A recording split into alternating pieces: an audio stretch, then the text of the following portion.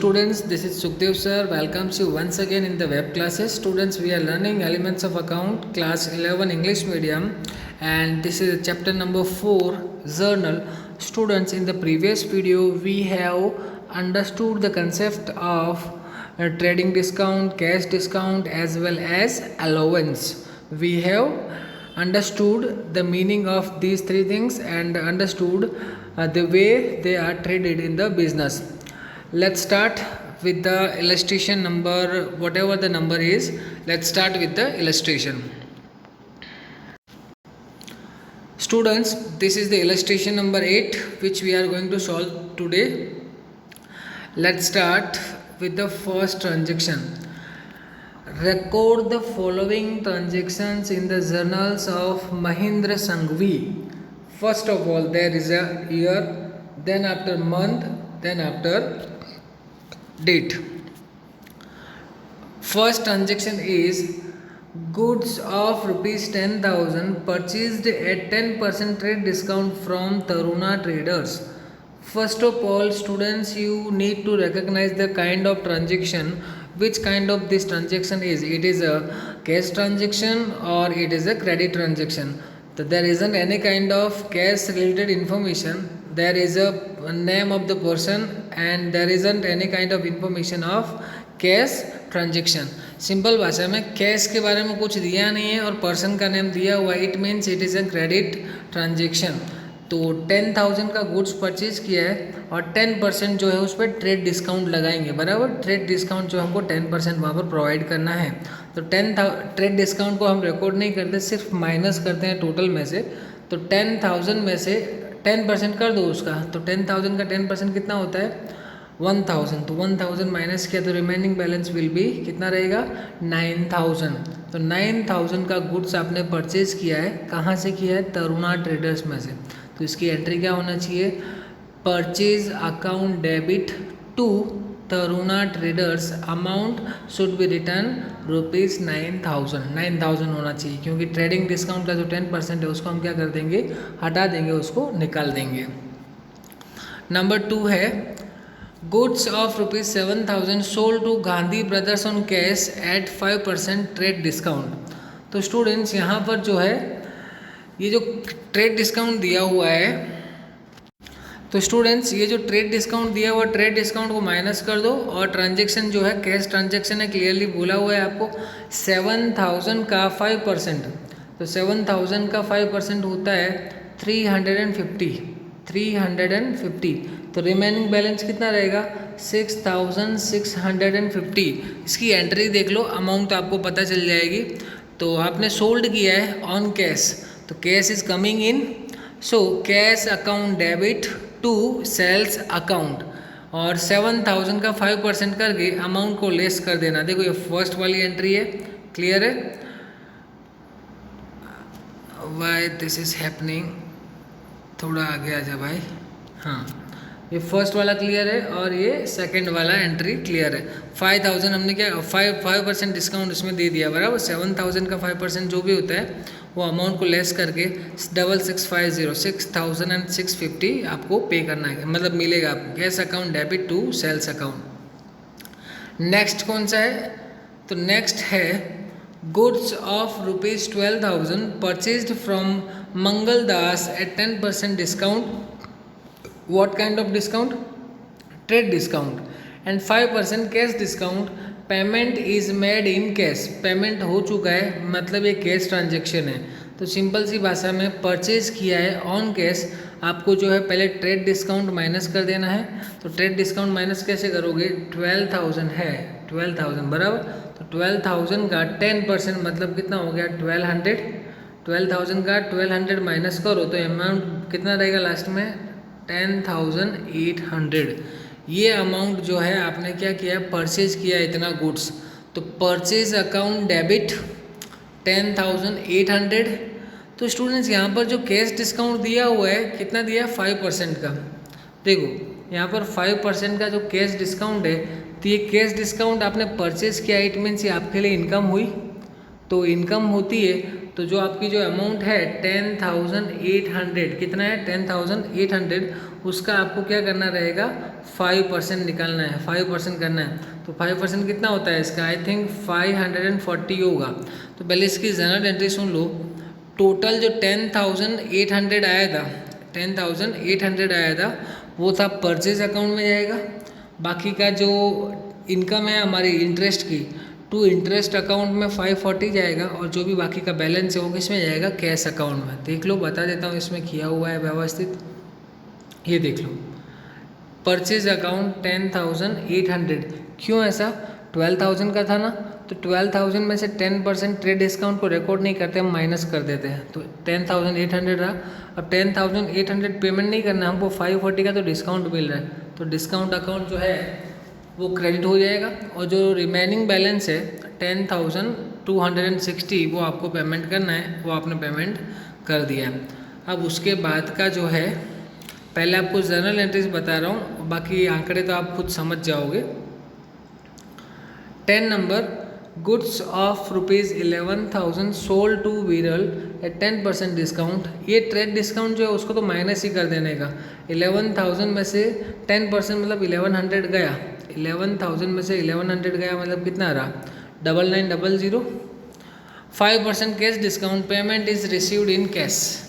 आपने सेल किया है, कितने का सेल किया है, 11,000 का 10% कर दो। देखो यहाँ पर कैलकुलेशन बताता हूँ, 10 नंबर का है, ध्यान से देखो।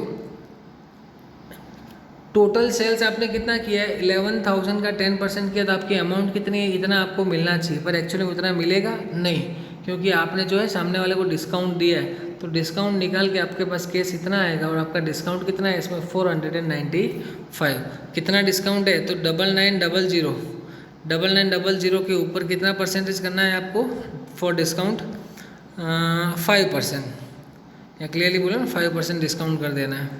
चलो उसके बाद में 12 नंबर की डेट है, goods of ₹8,000, goods of ₹8,000 purchased from Bihari brothers at 10% trade discount, 10% cash discount, paid half the amount immediately by cash.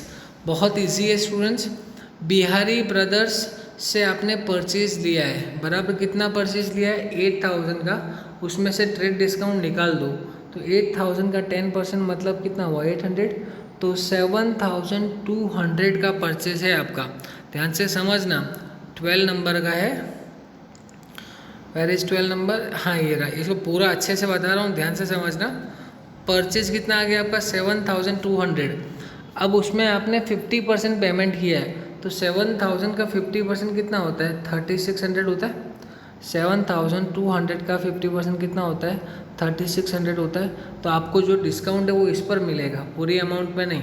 तो जितना जो आपका 3,600 बाकी है, ये किसके नाम से बाकी है, बिहारी ब्रदर्स, तो उसके नाम से पहले से उसको क्रेडिट करके रख दो। 3,600 भाई उतना तू मांगता है, तू देने वाला, मतलब तू गिवर है, बोलते हैं ना बेनिफिट गिवर। क्यों बेनिफिट गिवर हो, हमने परचेज लिया है, तो the person from which we are purchasing is the benefit giver to the business. तो रूल क्या बोलता है, debit the receiver credit the giver. तो गिवर जो है उसके नाम से हम हाफ पोर्शन वाली अमाउंट क्रेडिट करके रखेंगे। 3,600 का 10% मतलब 360 हमको डिस्काउंट मिलेगा, और बाकी जो रिमेनिंग बैलेंस है 3,240 it should be paid in cash.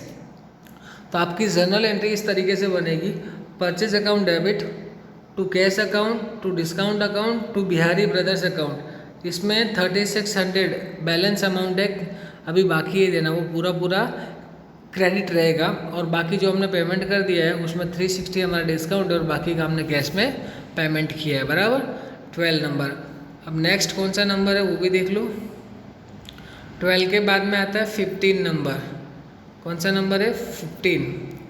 Goods of ₹15,000 sold to Bimal at 10% discount, and if due is paid up to 20 July 10% cash discount will be allowed. यहाँ तो कंडीशन रखी है, बिफोर 20 जुलाई अगर पेमेंट कर दिया जाता है तो डिस्काउंट देंगे, अदरवाइज डिस्काउंट नहीं देंगे।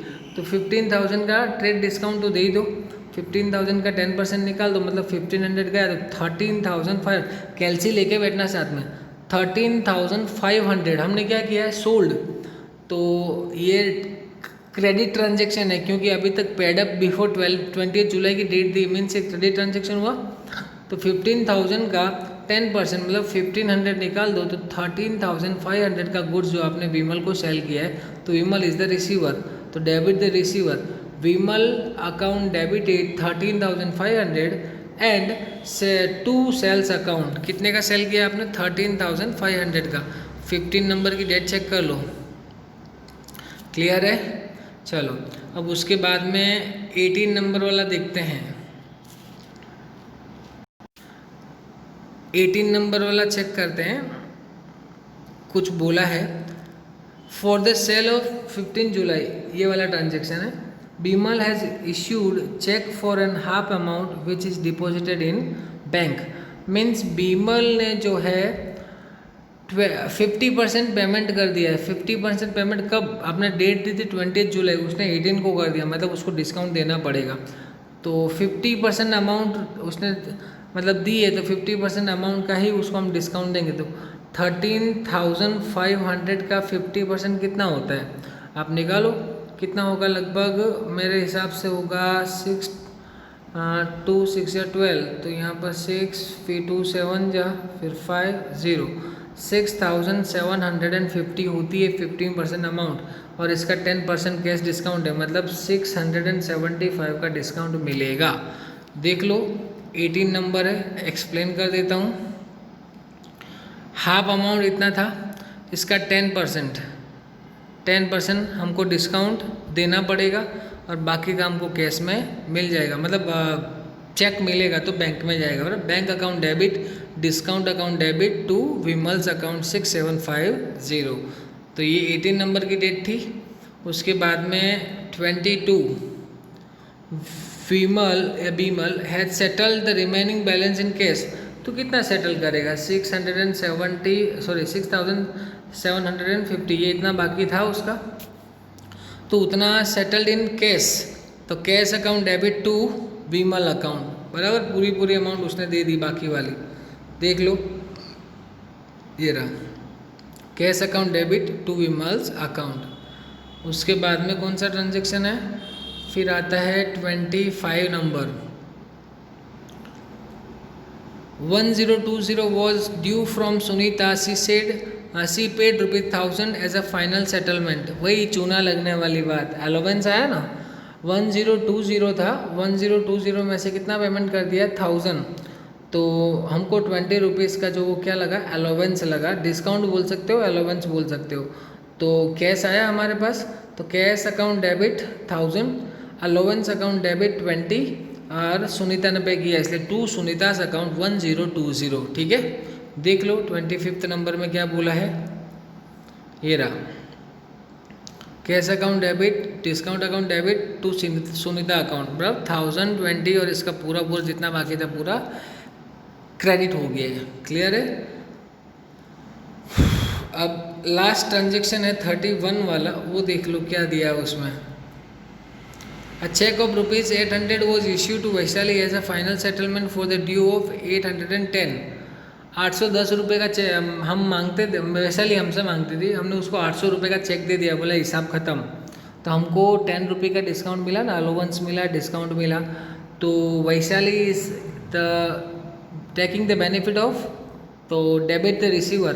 वैशाली का अकाउंट डेबिट करोगे 810 से, क्यों, क्योंकि उसका अकाउंट क्या सेटल हो गया पूरा, और हमारे पास से बैंक कितना देने वाली, 800। Bank is the giving person, so credit the giver. तो टू बैंक अकाउंट में 800 जाएगा और 10 रुपीज़ का डिस्काउंट मिलेगा, तो टू डिस्काउंट अकाउंट। ठीक है, देख लो 31 नंबर, ये रहा 31 नंबर। ठीक है, Vaishali account 810 to bank account to discount account 800 और 10 रुपीज़। क्लियर है स्टूडेंट्स, बराबर। अब जो है रेवेन्यू एंड एक्सपेंसेस के जो है वो मैं आपको बता देता हूँ, वो भी अपना क्लियर हो जाएगा इसमें। We have enough time for this lecture. Transactions of revenue and expense, revenue and expense सबका terminology I have explain in the lesson number 1, chapter number 1, unit number 1, terminologies of accounting. Regularly different types of expenses take place during accounting period of business. आपको पता है different types of revenues also take place regularly. As per the rule of nominal account, expense losses are debited, revenue and gain are credited. Simple सा logic है students.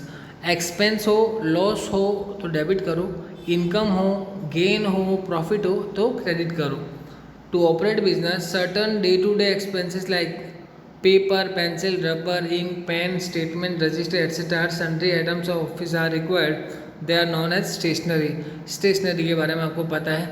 Painting, work, repairing, etc. are the maintenance expense of business. Salary, wages, telephone expenses are regular expense of business. Clear है students? Sundry expenses of business like tea, refreshment, hospitality expense, other entertainment expenses are debited to sundry expense account. Incomes, interest received, commission, rent, brokerage, dividend, these are the incomes. तो चलो फटाफट कर देते हैं, ये तो जल्दी हो जाएगा, इसमें कोई दिक्कत नहीं है. एक्सपेंस है या इनकम है, खाली इतना ही रिकॉग्नाइज करना है. For business books of account purchase ₹650. Books purchased तो स्टेशनरी एक्सपेंस है, तो stationery account debit to cash account. Wages of 200, carriage of 100, paid in cash, दोनों एक्सपेंस है. Wages account debit 200, carriage account debit 100 और to cash account 300 total कर देने का. Commission received ₹800. Bank में नहीं, कैश में मिला, तो cash account debit to commission account, cash account debit to commission account. Paid ₹25 for the painting work of. So painting work किया मीन्स मेंटेनेंस, तो maintenance expense debit to cash account. Light bill, electricity या light bill expense account debit to by cheque है तो to bank account. 1200 for refreshment at inaugural function of shop, चाय पानी का खर्चा 1200, तो sundry expenses debit to cash account. Cheque of 900 received for brokerage, income है. Cheque received, bank balance increase, तो bank balance को या बैंक अकाउंट को हम क्या करेंगे, डेबिट करेंगे. Bank account debit to brokerage, income है ना अपनी. A currency note of ₹50 eaten by goat, ये तो 50 रुपये का नोट, गॉट मतलब बकरी खा गई. देखो कैसे ट्रांजेक्शन आता है. 50 रुपये की नोट बकरी खा गई, तो ये अपना मिसलेनियस लॉस हुआ ना, या सन्ड्री लॉस बोल सकते हो इसको. सन्ड्री लॉस एक्सपेंस नहीं है. बकरी बार ऐसा नहीं है हर रोज आती है 50 रुपये या 2000 का 500 का नोट खाने के लिए. Sundry loss account debit to cash, गया कहाँ गया, बकरी के पेट में गई ना 50 की नोट, टू कैश अकाउंट. भले कहीं पे भी जा रही है लेकिन नोट जानी चाहिए. चलो सब में देख लो क्लियरली. पहले स्टेशनरी एक्सपेंस था, कर दिया. वेजेस, कैरेज, कैश में पेमेंट किया. उसके बाद में कमीशन मिला, उसकी एंट्री. मेंटेनेंस पे किया, उसकी एंट्री. इलेक्ट्रिसिटी का बिल चुकाया, उसकी एंट्री. फिर सन्ड्री एक्सपेंस, चाय पानी का खर्चा, उसकी एंट्री. फिर ब्रोकरेज मिली, इनकम हुई, उसकी एंट्री. और सन्ड्री एक्सपेंस अकाउंट, ये एक्सपेंस में नहीं आएगा, ये सन्ड्री लॉस में आएगा. यहाँ पर बुक में मिस्टेक है, कभी ये खर्चे में नहीं आता. बकरी नोट खाने के लिए हर बार नहीं आती बराबर, तो ये सन्ड्री लॉस अकाउंट में आएगा. ठीक है students. If any of related expense cannot be debited to specific or certain amount, it is debited to sundry expense account. बराबर. तो ये तो जो लिखा है सिंपल सी बात है. मैं बिजनेस का कोई भी एक्सपेंस होगा सन्ड्री एक्सपेंसेस में लिख सकते हो तो ज़्यादा बेटर है. तो स्टूडेंट्स यहाँ से उसके बाद जो है ये वाला भी छोटा ही है. लेट्स सी द टाइमिंग, हो जाएगा. ये वाला भी करवा देता हूँ. ट्रांजेक्शन्स ऑफ बैड डेप्ट रिकवर्ड, ये मैं आपको बता चुका हूँ. बैड डेप्ट का मतलब क्या होता है, अगर आपने क्रेडिट पे सेल किया है, सामने वाला आपका पेमेंट नहीं चुका पा रहा, नहीं दे रहा है, तो जो पैसा डूब गया that is called bad dept.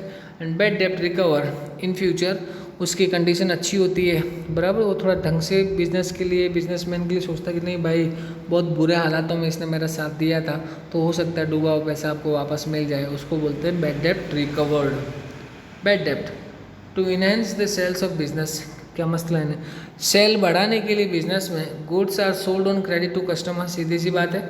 When customer becomes insolvent either entire receivable amount और partial amount due from the customer can not be recovered, such non recoverable amount is known as bad dept, BD बोलते हैं इसको, bad डेप्ट।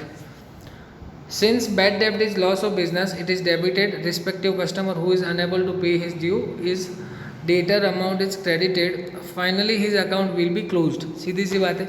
किसी ने अगर payment नहीं किया तो सीधे सीधे उसका अकाउंट क्लोज कर देंगे सेटल करके।